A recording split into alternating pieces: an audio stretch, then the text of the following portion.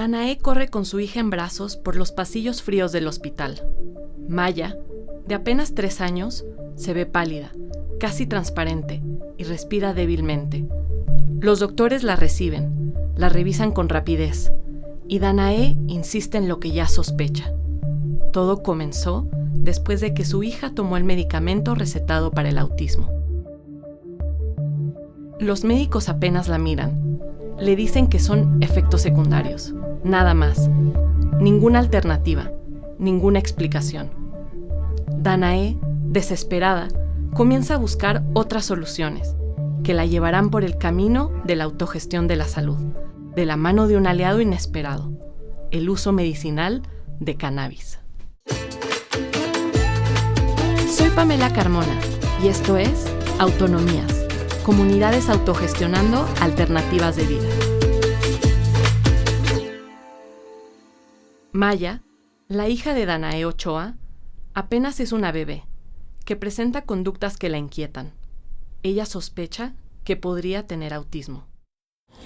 El diagnóstico obviamente que nos dieron ahí fue súper desalentador, fue de nunca va a hacer nada, es prácticamente, o sea, que tú estés todo el tiempo atrás de ella 24/7 para ver que no se ocasione nada más, ¿no?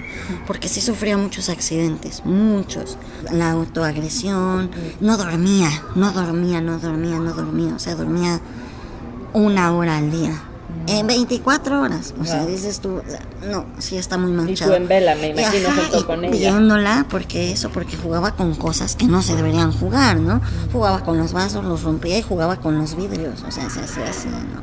Okay. Se mordía las uñas horrible hasta que sangraba, o sea, varias cosas que como que dices tú, eso no es un juego. Los médicos le prescriben Ritalin y las cosas parecen mejorar, pero aquella noche en urgencias marcó un límite, y a Danae le preocupa que su hija siga tomando este medicamento. O sea, la parte de las terapias, la parte de la guía con un médico y todo eso, me parecía muy bien, pero la cuestión de estar metiendo fármacos en mi hija tan pequeña, sin saber bien, sin que los médicos te expliquen bien qué efectos puede tener, qué puede pasar, sin tú tener a lo mejor como que la libertad de decirle al médico, ¿sabes qué? No me está funcionando, necesito que cambiemos, porque el médico siempre tiene la razón.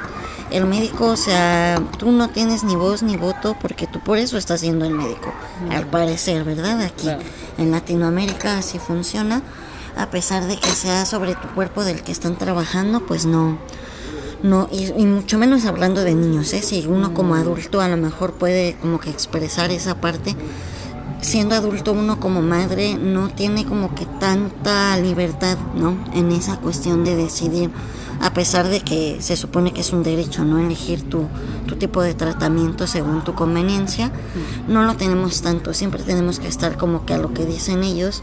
Con miedo a repetir aquella pesadilla, Danae comienza a explorar alternativas. Equinoterapia, natación, terapias holísticas. Y en ese camino se topa con propuestas legítimas y otras bastante dudosas. Un día, navegando en internet, leyó sobre un caso en California. Un niño con autismo que había logrado aliviar algunos de sus síntomas con derivados de cannabis.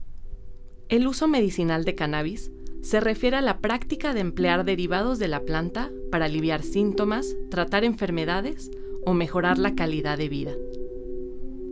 A diferencia del consumo recreativo, su aplicación se centra en fines terapéuticos y cuenta con evidencia científica que respalda sus beneficios en el manejo de varios padecimientos. Dado que el nivel de riesgo de su uso es bajo, las personas interesadas pueden explorar esta alternativa de manera segura, siempre que lo hagan con productos de calidad controlada, composición conocida y bajo el acompañamiento profesional adecuado. Curiosa y determinada, Danae sigue buscando información y un día entre publicaciones de Facebook encuentra algo que llama su atención. Un taller de autocultivo y extracción de cannabis, organizado por un colectivo mexicano llamado Cannativa.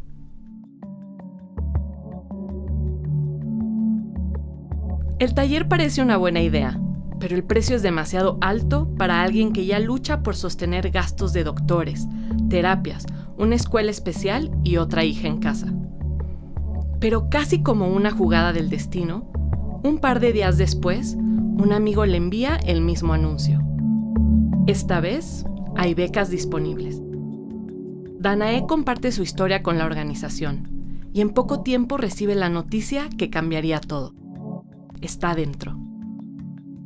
Con mucha emoción, Danae comienza a prepararse sin pensar demasiado lo que estaba haciendo, hasta que su familia la cuestiona. Y todos me decían, oye, ¿pero no te da miedo? Y yo, pues no me había dado, ¿no? Hasta ahorita que lo mencionas. No me había dado, hasta ahorita que me empezaron a decir todo el mundo. Entonces pues me empezaron a meter este miedito, no, es que mira, no te vayan a querer estafar, no vaya a querer ser un secuestro, un algo. Y yo así de, pues, ¿qué me van? Entonces yo dije, bueno, ¿qué hago? ¿Voy o no voy? El miedo que siente su familia no es del todo irracional.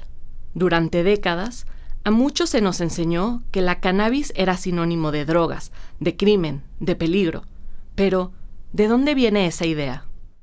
En práctica, la prohibición de las drogas, desde sus primeras encarnaciones, siempre ha sido una herramienta sistémica, sobre todo el racismo, pero también el clasismo y también la discriminación de muchos tipos. O sea, es una herramienta que no, o sea, leyes prohibicionistas no se caen igualmente en todos los usuarios de drogas. Es como se caen en los usuarios de drogas que están estigmatizados, ¿no? Y esto es como la primera cosa que hay que recordar cuando hablamos de la prohibición, que es una herramienta que estaba usada para oprimir ciertas personas. Kat Donoghue, periodista y educadora sobre drogas, originaria de California, Estados Unidos, ha dedicado su carrera a explorar la cultura del cannabis, incluyendo cómo su prohibición siempre ha estado vinculada a la criminalización y estigmatización de grupos que utilizaban la cannabis dentro de sus prácticas culturales. Mucha gente, cuando hablan de la historia de la prohibición de cannabis, empiezan con los Estados Unidos, que es entendible porque hoy en día mi país es como la policía mundial prohibicionista. Pero los Estados Unidos no prohibió la cannabis hasta 1937. La prohibición de cannabis, o sea, en Brasil, en Río de Janeiro, Brasil, en el gobierno municipal fue la primera, dicen, de prohibir la cannabis, y esto pasó en el siglo XIX, o sea, justamente, curiosamente, justo después de que abolieron a la esclavitud en Brasil. Entonces tienes esas comunidades de gente negra libres que están practicando su fe africana, está haciendo capoeira, está consumiendo cannabis psicoactivo, que también es una práctica que viene desde África. Y la respuesta del gobierno fue básicamente criminalizar todas estas prácticas culturales. O sea, desde capoeira hasta practicar los fes africanos, hasta la marihuana. Las comunidades de mexicanos que emigraron a Estados Unidos en el siglo XX también son otro ejemplo.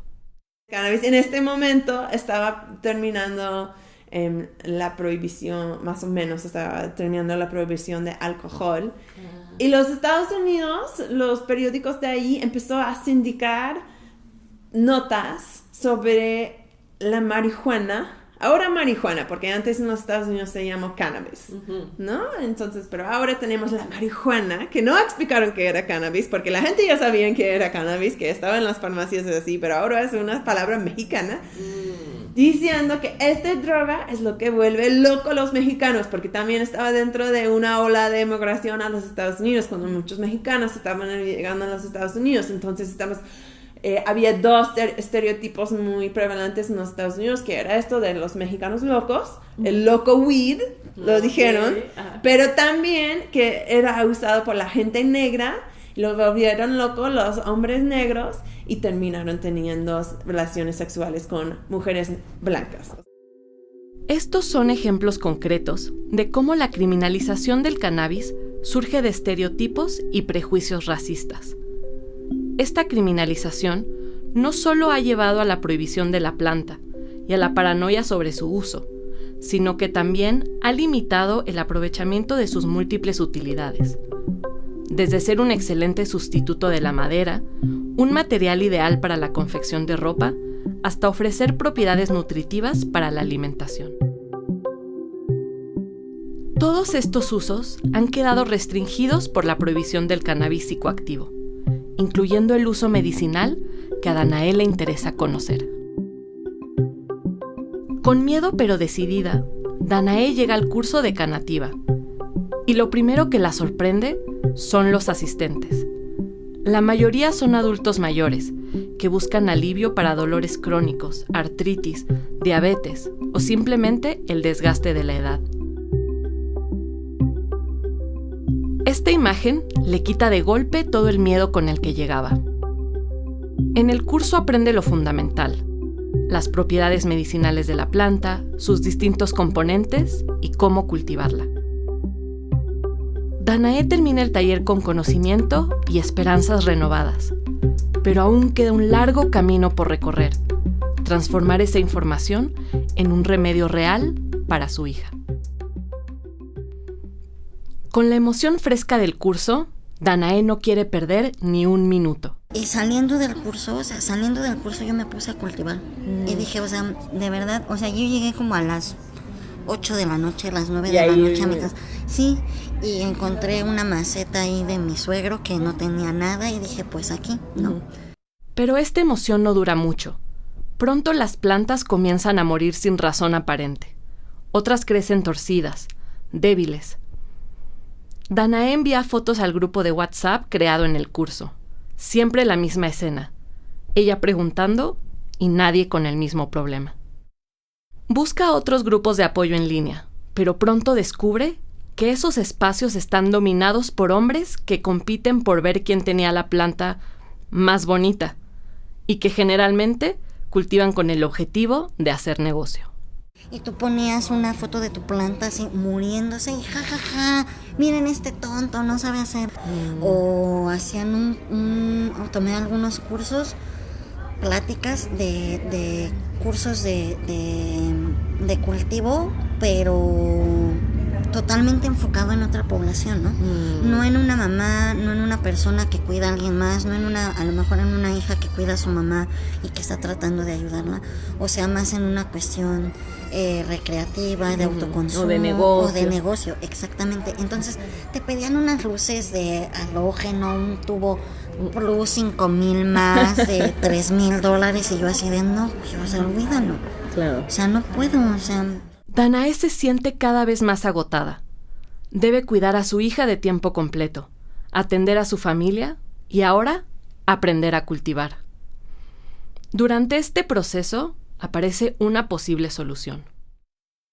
En 2017 se reforma la Ley General de Salud y el Código Penal Federal para permitir el uso de cannabis con fines medicinales. Pero en la práctica, acceder a cannabis de uso medicinal es casi imposible. Hasta ahora, en México no existen medicamentos de venta autorizada, por lo que la única alternativa legal que tienen las familias es importarlos. Para esto, deben de ir con un médico certificado con un recetario expedido por la Comisión Federal para la Protección contra Riesgos Sanitarios, COFEPRIS, que cuenta con un código que permite importar los productos de cannabis. Sin embargo, las consultas con estos médicos suelen tener un costo elevado. Una vez que tienen esa receta, las familias deben costear todos los gastos de importación. Por ejemplo, algunas mamás viajan a Colombia, donde es legal comprar el medicamento, pero una vez que regresan a México, incluso con la receta, los medicamentos son detenidos en la aduana. La otra opción es tramitar la autorización de uso adulto de cannabis a través de la vía jurisdiccional, un trámite legal que tiene plazos muy largos de resolución y que no asegura una sentencia favorable. Por eso, aunque existe esta reforma, no representa una solución inmediata para Danae. El autocultivo sigue siendo la opción más viable. el autocultivo la forma de acceso más universal, más democrática, y era el camino o sea, la autogestión, pues el camino de la construcción de la autonomía. Empezamos a entender también que el autocultivo es una relación personal con la planta del cannabis, y esa relación personal, la tuya con la planta, se va construyendo en una comunidad. Entonces, en ese sentido, también se construye un entramado de tejidos comunitarios. Siempre ha sido así, ¿no? La planta de cannabis siempre ha tenido una relación que tiene que ver con el autoconocimiento, la autogestión del cultivo, ya sea para fibra, ya sea para medicina, ¿no? Pero la autogestión de la medicina con una relación personal.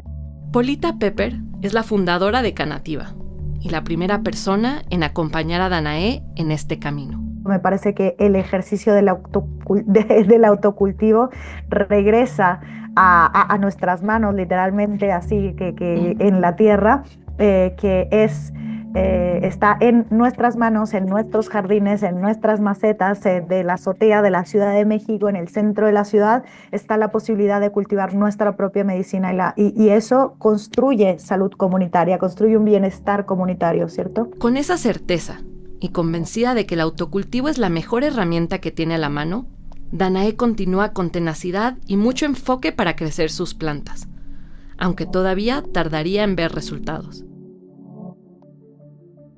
Después de meses de intentos fallidos, la medicina llegó de otra forma. Alguien obsequió a Danae un gotero con extracto de cannabis. Lo sostuvo en sus manos como si fuera un objeto frágil y peligroso a la vez. A pesar de todo lo que Danae ya había aprendido en el camino, cuando llegó el momento de administrarle las gotas a Maya, sintió mucho miedo. Pero aún así yo tenía un miedo espantoso, ¿no? Y yo lo tenía en la mano y yo decía... ¿Le doy o no se lo doy? ¿Le doy o no lo doy? Y yo sentía que todo el mundo me miraba. Y entonces dije, ¿sabes qué? Pues, pero yo toda burra, en vez de por la emoción, por el nervio, por el miedo, por la inexperiencia, dije, ¿sabes qué? No lo tomamos las dos. Yo tengo más oportunidad, o sea, de comunicar lo que me pasa.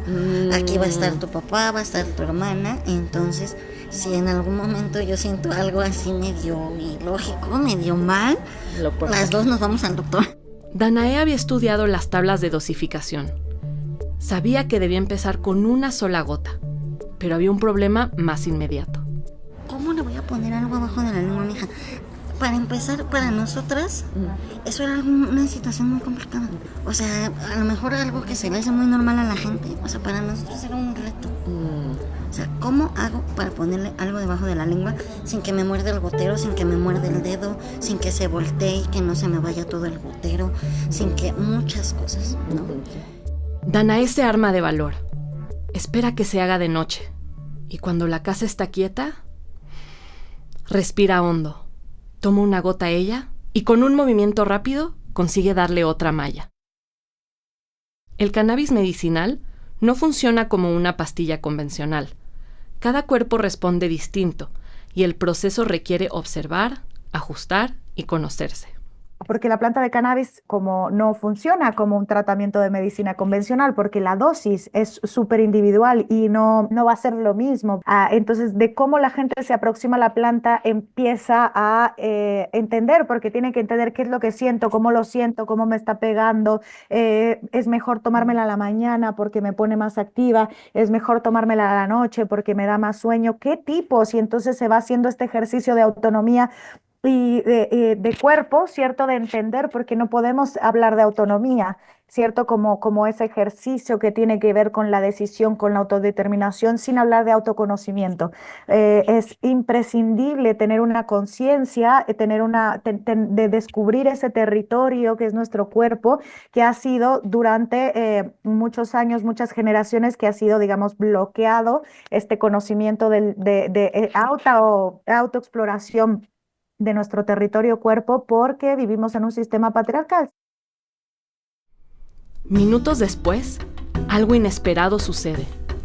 Maya empieza a sentir sueño y se acuesta junto a su madre, algo que nunca sucede, pues su hija siempre tiene muchos problemas para dormir. Danae también comienza a sentir sueño. Esa noche, ambas duermen profundamente hasta el amanecer. ¿En cuánto tiempo no te había sucedido? No, pues 3 años. 3 años sin dormir. Más de 3 años sin dormir, o sea, por ratos, cuando alguien podía ayudarme, cuando ella estaba en la escuela, yo aprovechaba para dormir, pero siempre con el teléfono al lado, porque me hablaban para decirme que ya había pasado esto, lo otro, aquello, y que necesitaba ir a recogerla, ¿no? Que ya no se podía quedar la jornada completa. Esa primera noche de sueño marcaría el inicio de una transformación más profunda hacia la autodeterminación y el autoconocimiento con ayuda del cannabis de uso medicinal. La primera experiencia positiva con las gotas le da a Danae la certeza de que está en el camino correcto. Finalmente, tras meses de ensayo, error y aprendizaje, logra tener sus propias plantas y extraer con sus manos el aceite para su hija, el cual le administra todos los días, viendo efectos en unos pocos meses. No te voy a decir que fue mágico, pero lo que le digo a todo el mundo es, nos abrió la puerta para la comunicación. Y eso fue todo. Fue que ella empezó a ser como que más receptiva. Empezó a permitir que esto que ella sentía, que no sabría decirte qué era, que hacía que alejara a todo el mundo y tener esta actitud como todo el tiempo a la defensiva, como si tuviera miedo, fue bajando. Y fue permitiendo que uno se fuera comunicando un poco más con ella. Entonces ya permitió, por ejemplo, que yo la abrazara de vez en cuando. Algo que imagínate, ¿no? O sea, después de 3 años una mamá y una hija que no se abrazan, dices tú, qué raro, ¿no? Empezó a socializar más, también con los compañeritos. Los compañeritos como que tuvieron la oportunidad también de conocerla más, porque solamente sabían que era la niña que no hablaba, que no...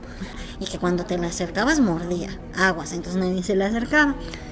Pero después de eso, pues ella empezó como que también a abrirse un poco más en otros sitios, sobre todo con sus pares. El cambio más importante fue que las autoagresiones comenzaron a disminuir. Disminuyeron, pero te digo que gracias a la apertura que ella tuvo, para empezar, yo creo que ya no sentía esta ansiedad tan horrible que la hacía hacer esas cosas. Y aparte pudimos entrar más con la cuestión de no te lastimes, ¿no? O sea, pudo captarlo más. Entonces le empezamos a dar otras cosas con lo que a lo mejor pudiera descargar esta necesidad de la estimulación, pero por medio de otras cosas que no se pudiera hacer daño, ¿no? A lo mejor teniendo mordederas, a lo mejor teniendo juguetes que apretar, a lo mejor jugando a aventar una pelota contra algo y que se caiga, ¿no? El descargar eso. Llegar a este punto no fue sencillo. Durante todo este tiempo, Danae se enfrenta a los juicios de médicos y conocidos, quienes la tachan de irresponsable. Pero ella siempre es transparente. Continúa con el acompañamiento médico convencional y lo combina con el acompañamiento canábico. Hoy está convencida de que haber tomado este camino fue la decisión correcta. Me dijeron que nunca iba a hablar, que nunca iba a hacer nada, que todo el tiempo iba a tener que estar atrás de ella. Y mi hija ahorita es un perico, por así decirlo. O sea, tú le dices algo y no se deja ahí.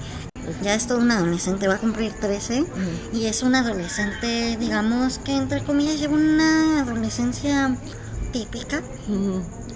Va a la secundaria, va en una escuela de educación especial, pero va a una secundaria, va de tiempo completo, tiene amigos, incluso como todos los chicos en la secundaria, nunca falta que se meten en algún u otro problema, lo cual pues para todos es como que bastante llenador porque nunca creímos que iban a pasar ese tipo de cosas. Claro. Y te digo, a final de cuentas, yo no creo que haya sido el cannabis lo que le permitió llevar una vida más normal, más parecida o similar a la que todos llevamos, pero sí creo que fue un contribuyente, fue como que la llave que abrió esa apertura, dio esa apertura para que ella pudiera aprender más cosas, abrirse al mundo, no estar tan cerrada.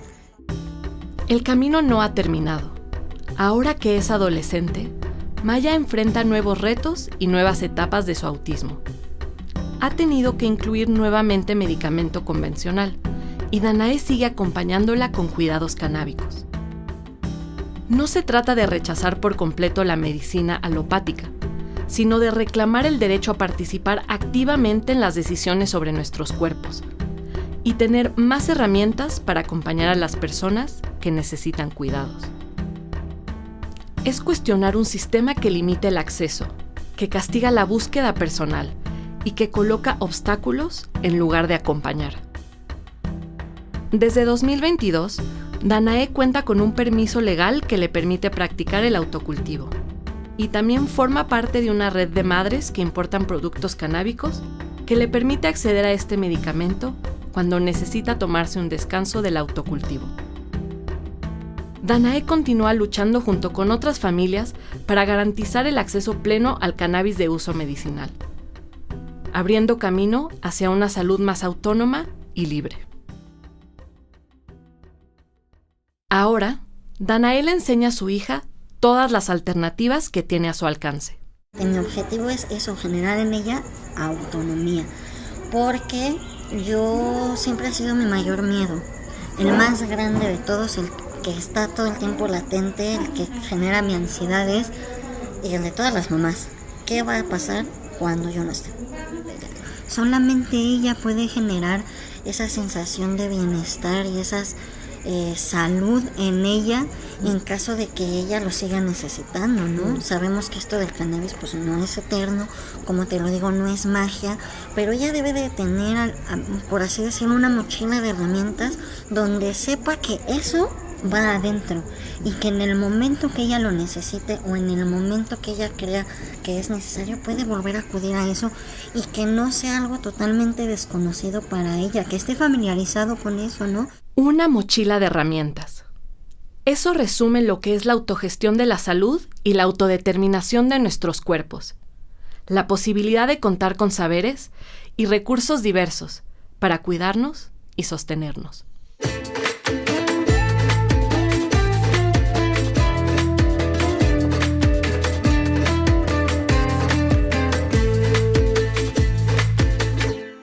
Autonomías fue grabado en Ometusco Sound Machine en la Ciudad de México.